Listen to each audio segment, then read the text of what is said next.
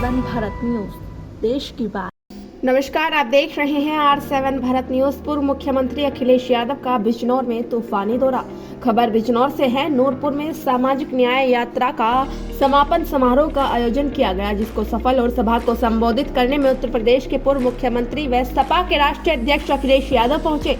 उनके आने पर पार्टी के विधायकों, सांसदों, कार्यकर्ताओं ने फूल माला पहनाए और माला पहनाकर स्वागत किया। सभा स्थल पर हजारों की संख्या में उपस्थिति भीड़ में गगनभेदी नारे लगाए उनको सुना। आपको बता दें कि जनपद बिजनौर के विधानसभा क्षेत्र नूरपुर के खालसा इंटर कॉलेज में सामाजिक न्याय यात्रा का समापन समारोह का आयोजन किया गया, जिसमें मुख्य अतिथि के रूप में उत्तर प्रदेश के पूर्व मुख्यमंत्री व सपा के राष्ट्रीय अध्यक्ष अखिलेश यादव पहुंचे। उनके आने पर पार्टी के सांसदों, विधायकों और कार्यकर्ताओं ने फूल मालाएं पहनाई और स्वागत किया। इस समापन समारोह में हजारों की संख्या में आए लोगों की भारी भीड़ देखने को मिली। कार्यक्रम में सपा के नेताओं ने अपने अपने विचार रखे और जनता से हाथ उठाकर अन्याय के विरुद्ध लड़ने की प्रतिज्ञा दिलाई। समाजवादी सामाजिक न्याय यात्रा लखनऊ से शुरू होकर 17 जिलों से होते हुए बिजनौर में संपन्न हुई।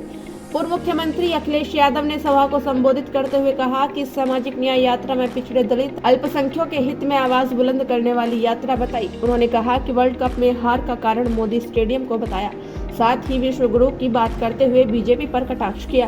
उन्होंने बीजेपी सरकार की नीतियों पर भी सवाल उठाए। उन्होंने बीजेपी के राज में कंपनी, संस्थान, विभाग को बेचने का भी आरोप लगाया। उन्होंने जनता से अपने वोट के अधिकार को हथियार बनाने की बात कही। उन्होंने मुख्यमंत्री पर अंग्रेजी में झूठ बोलकर जनता को बरगलाने का आरोप भी लगाया। उन्होंने बोला कि उत्तर प्रदेश के मुख्यमंत्री बाबा झूठ बोलते हैं तो अंग्रेजी का सहारा लेते हैं, जिससे जनता को पता न चल पाए। राज्य सरकार पर किसानों, बेरोजगारों, मजदूरों सबको झूठ बोलकर ठगने की बात कही। उन्होंने यूपी में चल रही बीजेपी की सरकार में विपक्षी पार्टी के लोगों को फंसा कर गंदी राजनीति बताई। इस सभा में अखिलेश यादव ने विधानसभा में हुई हार का दर्द झलका, जो कुछ ही वोटों से हारे थे। Bureau report R7 Bharat news. विधायक नेहरू जी,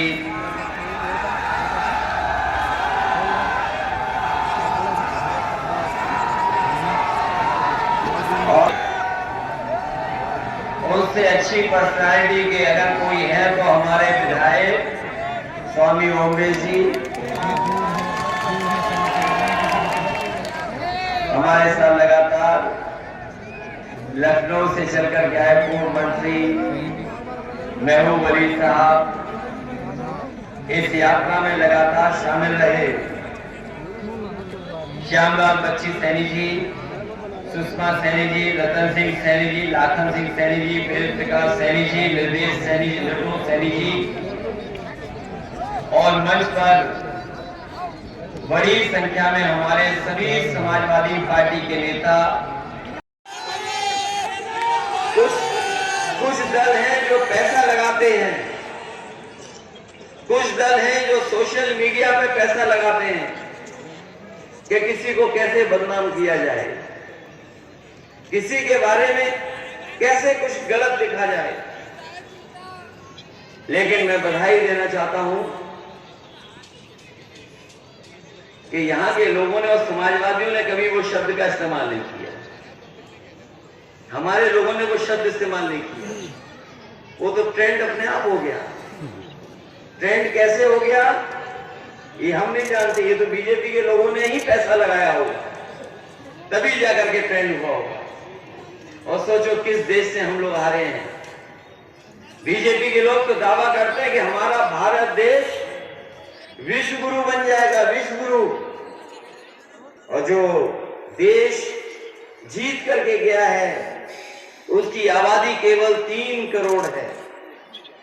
अगर आज भी देखोगे आप तो आबादी उसकी 3 करोड़ है। एरिया में हमसे 3 गुना हो सकता है, 4 गुना बड़ा हो। और सोचिए हमारा देश 140 करोड़ की आबादी वाला, और हम वर्ल्ड कप से दूर रह गए। लेकिन हम कहना चाहते हैं कि अगर हमारे वर्ल्ड कप से ज्यादा हमारे समाज में जितना भाईचारा होगा, जितना आप लोग हम मिल करके रहेंगे, उतना ही देश मजबूत दिखाई देगा, उतना ही हमारा देश आगे बढ़ता हुआ दिखाई देगा। ये नारा पीडीए केवल नारा नहीं है। हम अपने लोगों को बताना चाहते हैं कि जब कभी भी समाजवादियों को मौका मिलेगा बाबा साहब भीमराव अम्बेडकर जी के दिए हुए संविधान के तहत हम लोग पीढ़ी के लोगों को हक, अधिकार और सम्मान दिलाने का काम करेंगे। यही पीढ़ी है जो एनडीए को हराएगा, यही पीढ़ी है जो एनडीए को हराएगा। और पीढ़ी का मुकाबला ये भारतीय जनता पार्टी के लोग नहीं कर सकते। इधर आपने देखा होगा देश के सभी दल कह रहे हैं कि जाति जनगणना हो, जाति के हिसाब से हक और सम्मान मिले।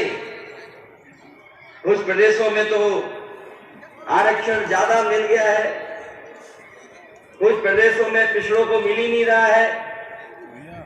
और जिस तरह से बीजेपी काम कर रही है, ये ना हमें नौकरी देना चाहती है, ना रोजगार देना चाहती है, और जो कुछ हमें संविधान के तहत मिल भी रहा था उसको छीनना चाहते हैं। इसलिए मैं बधाई देता हूं इनके साथियों को, इनके समाज के लोगों को और हमारे तमाम पिछड़े और दलित भाइयों को, जिन्होंने समझ लिया है कि बीजेपी की सरकार रही तो बाबा साहब भीमराव अम्बेडकर जी का दिया हुआ संविधान के तहत जो हमें हक और सम्मान और अधिकार मिलता है उसको छीन लेंगे ये लोग। और धीरे धीरे ये लोग प्रदेश और देश को उसी दिशा में ले जा रहे हैं। कोई सोच नहीं सकता था कि बड़ी बड़ी संस्थाएं बेची जा रही हैं। आपके जितने भी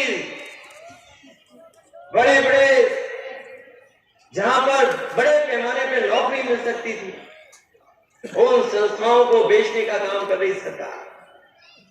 और धीरे धीरे हो सकता है स्थिति हो जाए, ये माहौल बन जाए, ऐसी परिस्थितियां कि नौकरी और रोजगार हमसे छीन लिए जाए। और सोचिए, आरक्षण से मामूली खिलवाड़ नहीं हो रही है।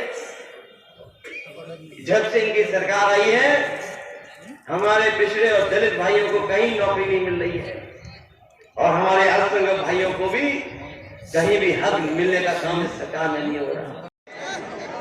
सामाजिक न्याय यात्रा के जो पार्टी के विधायक हैं, रामोतार सैनी जी को बहुत बहुत बधाई और मैं मुबारकबाद देना चाहता हूं। मुझे याद है लखनऊ के पार्टी कार्यालय से आपने जब शुरुआत की थी और लखनऊ में सभी प्रेस के लोग मौजूद थे, वो जानना चाहते थे कि आखिरकार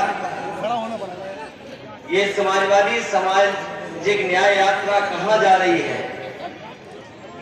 मैंने प्रेस के साथियों से कहा कि आज चल करके उत्तर प्रदेश के कई जिलों से होकर के जाएगी, और जब अंतिम पड़ाव होगा इसका, तब जाकर के मैं इनका स्वागत भी करूंगा, बधाई भी दूंगा। मैं इनके सभी साथियों को बधाई देता हूं। जिन जिन जिलों में ये होकर के आए हैं, उन जिलों में सभी नेता कार्यकर्ता जो इनके कार्यक्रमों में शामिल हुए थे, 16 जिले होकर के आए हैं, 117 सभा की हैं, और उसके बाद आपके बीच पहुंचे हैं। मैं इनको और इनके साथियों को बहुत बहुत बधाई और बहुत बहुत मुबारकबाद देना चाहता हूं कि एक शानदार कार्यक्रम इन्होंने पूरे उत्तर प्रदेश में एक हिस्से में निकालने का काम किया। अभी मैं अपने साथियों का जो भाषण सुन रहा था, तो कई बार हमारे साथी ये कह रहे थे कि नारा इतना बुलंद हो कि लखनऊ और दिल्ली वाले जान जाएं। मैं इन साथियों से कहना चाहता हूं, हमारे कार्यकर्ताओं से इतनी आवाज मत निकलवाओ। इधर ये हमारे कार्यकर्ता साथी जानते होंगे, जब से भारत हमारा हारा है, इंडिया जब से हारा है, एक डिक्शनरी में नया शब्द न जाने कहां से आ गया है।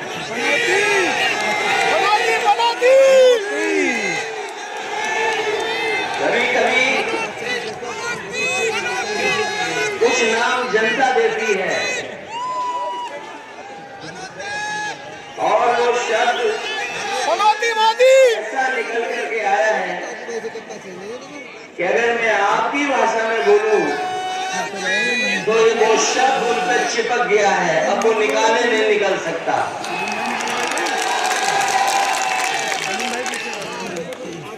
हमारे एक साथी ने ये भी कहा कि अगर ये मैच समाजवादियों के बनवाए हुए स्टेडियम में होता तो परिणाम ये नहीं होता जो आज हुआ है, परिणाम कोई दूसरा होता। लखनऊ के स्टेडियम में आपने मैच देखा होगा, वहां इंडिया भी जीती और आपके पड़ोसी बॉलर ने सबसे ज्यादा विकेट लेकर के भी दिखा दिया।